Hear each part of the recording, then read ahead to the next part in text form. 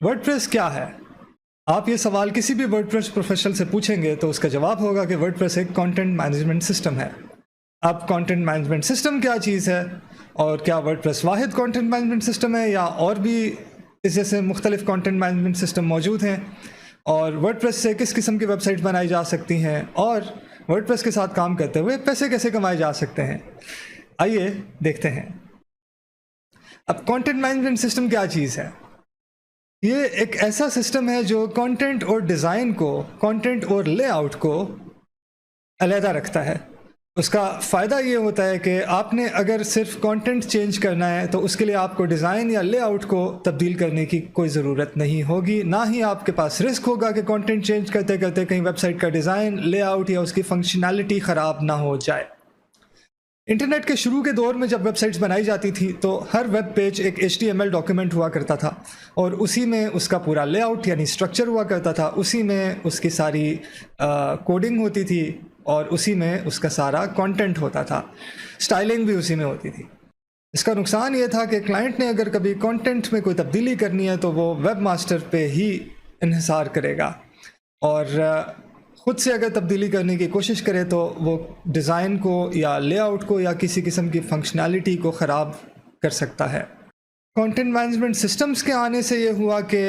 Functionality, layout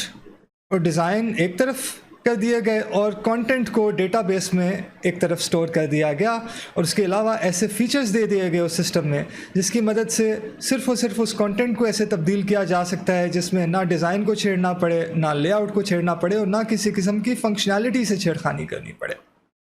इसका फ़ायदा ये हुआ कि नॉन टेक्निकल लोगों के लिए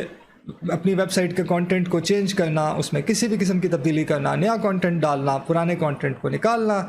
या पुराने कंटेंट को अपडेट करना, ये सब इंतहाई आसान हो गया। कंटेंट मैनेजमेंट सिस्टम का एक और बहुत बड़ा फ़ायदा ये होता है कि उसमें बार बार मुख्तलिफ़ चीज़ों को रिपीट करने की ज़रूरत नहीं पड़ती। यानी अगर आपने एक ऐसी पोस्ट लिखी है जो एक सिंगल पोस्ट के तौर पे भी मुहैया की जाएगी, और जो मुख्तलिफ़ पोस्ट्स के कलेक्शन में एक ग्रिड में मिसाल के तौर पे या एक लिस्ट में भी उस पोस्ट का आना ज़रूरी है, तो अगर वो पोस्ट डेटाबेस में महफूज है और आपका कंटेंट मैनेजमेंट सिस्टम उस पोस्ट को डेटाबेस से ला के वेबसाइट पे शो कर रहा है, दिखा रहा है, तो उस पोस्ट को हर पेज पे होना उसका ज़रूरी नहीं है। वो कंटेंट मैनेजमेंट सिस्टम की ज़िम्मेदारी है कि वो उसी डेटा को जहाँ भी दिखाने की ज़रूरत है वहाँ दिखा दे,